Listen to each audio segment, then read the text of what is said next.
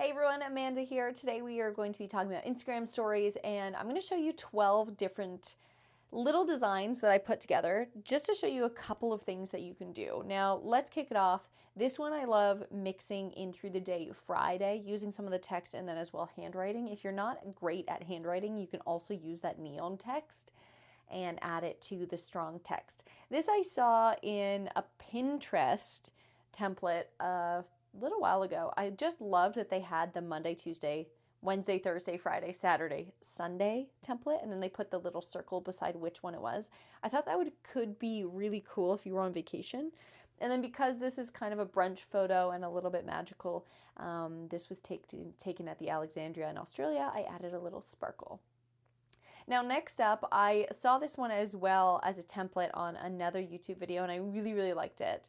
And sometimes when you post a new photo, you obviously want to let your followers know that you post a new photo if they don't have the notifications on. So you can put it in your story, of course. A great way to advertise that you have a new post.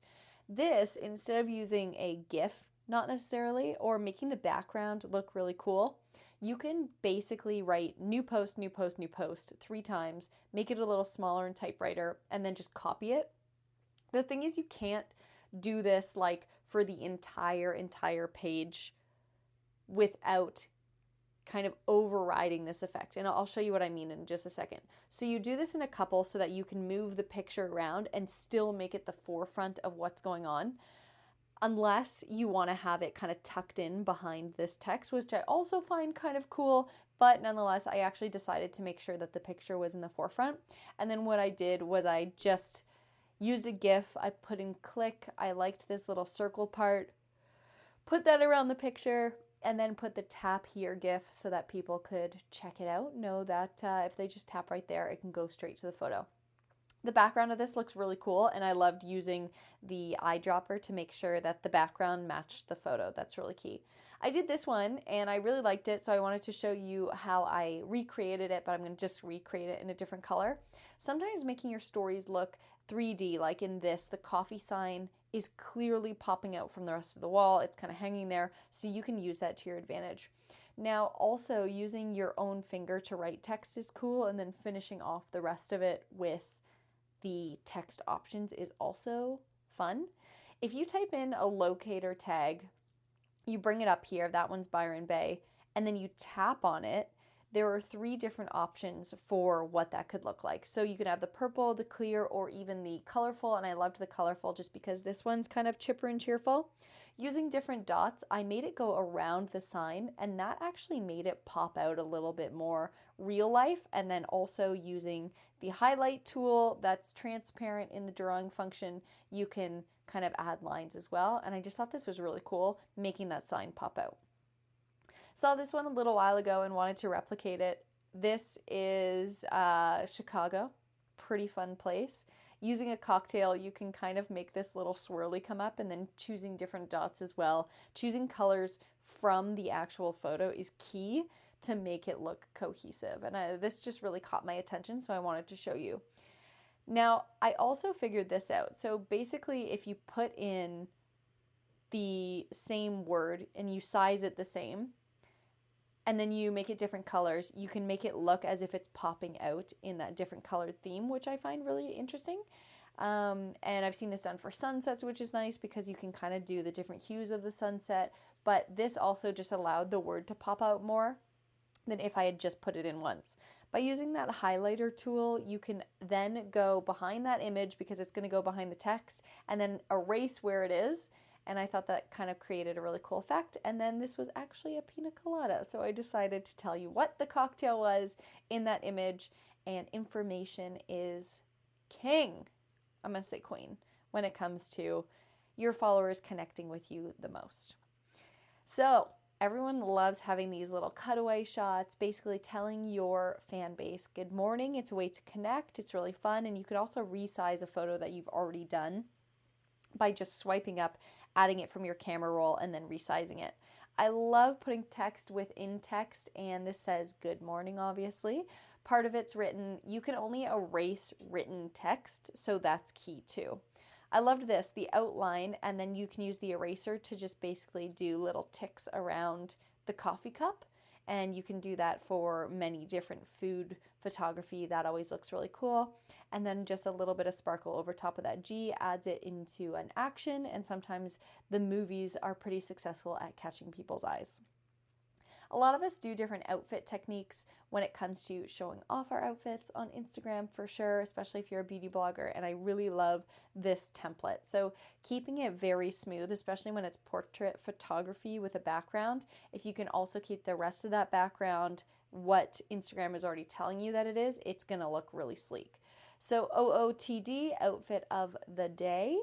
Space on every single one, and if you double tap on the capitalize button, it'll stay capitalized, and writing new look behind it looks really cool as well.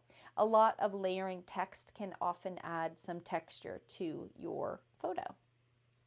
Travel photography is always my favorite, and letting people know where you're going, your itinerary is fun too. I love this one. So outside the plane window, I'm sure we all have that in our camera roll. If you can go use the locator emoji, put where you're going to, where you're going, where you're coming from, where you're going to, and then do a little bit of that transparent line. Choosing a lighter color within your photo really just depends on what photo it is. You can then add an airplane along the way, and it looks just like your little map to getting there, which I find really, really cute and an interesting way of showing people that you're on your way somewhere. That was another trick too. If you actually type in a word that you know is an emoji, that emoji will pop up if you don't want to go through all the emojis and find them in your board. And if they're not your most used ones, sometimes I use that as a quick tip to find an emoji. If you type in and then make the bold behind function and then just add some spaces, you can allow yourself to make a clean box, which is really, really helpful sometimes if you want to have a clean line covering up something. You usually have to add a period and then just a few spaces for that to happen. And then of course within the emojis you can write travel. Now I've also learned if you go on Pinterest and you look up some of those GIFs for Instagram stories, some people make their own and you can actually access their whole catalog by just typing in their name. So I highly recommend you go check that out. So this tip, a lot of people do, and it's honestly one of the most annoying things to do, but it looks really cool. You highlight the text, strong works really well, so select all, and then you have to select, put your finger on the little dot over the letters, and then you're also going to scan across the colors. So you have to simultaneously have both fingers on your board and be moving the second one over the colors. Be warned, this could take you a couple times, don't get too frustrated, but the slower you go, the less likely it is to freeze during the process. Just watching what I'm doing here, it's so funny when you can like watch it in real time, but this is another thing which is kind of cool. People always want to learn what you are doing, and if you could add a little bit more information, that's always cool too. And don't be fearful of playing with that text. The normal text is really nice because you can adjust that size, and sometimes you're able to do that on the other text as well as just adding in emojis. It doesn't always have to be a GIF, and usually if you can find a theme that works for you or something that you do all the time in your stories, then people are going to be able to identify that that was yours without even seeing it. So I usually do that little swirly in the background there that you can see in a lot of my stories, because I assume that when people see that, without even knowing that it's my story they're looking at, they can basically identify that it's probably my page that they're on, just when you're scrolling through stories at night. So if you can choose some text that suits the scene, obviously the neon text really suits this champagne theme. You can also then play with individual letters.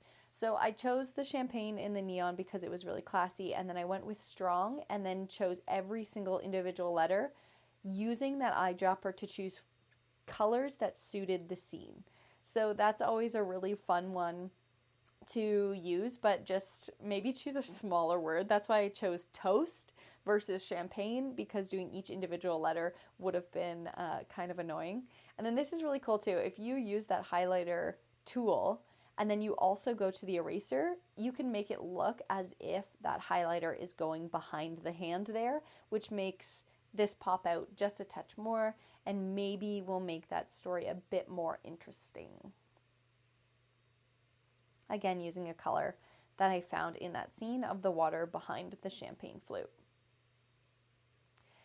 This technique I have never done before, but when I saw it, and I saw it on like a book kind of version, it was pretty cool. So you basically go to the stronger pen, you choose a color, and then you hold on your screen like a firm 3D touch. It will create an entire color over top of your photo.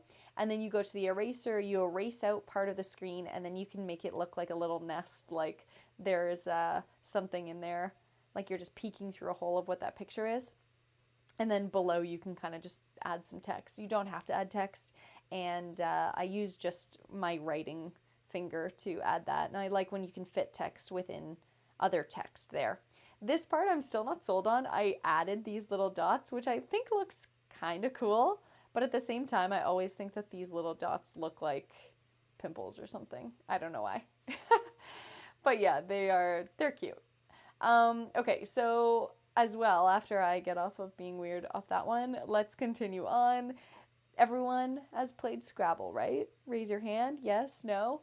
Well, this is kind of like playing Scrabble with the text here. Thursday afternoon fits together, but the only thing is I can't just highlight that one A and then make it bold without making all of Thursday bold. And I wanted it to be a bit different, so I actually just typed a separate A and then layered it over top of that past text. I also drew some flowers and added some of my favorite flowers that I was aware of that I knew about. And I found that this is kind of a cool template if you're going to ask a question because it just fits so nicely within it.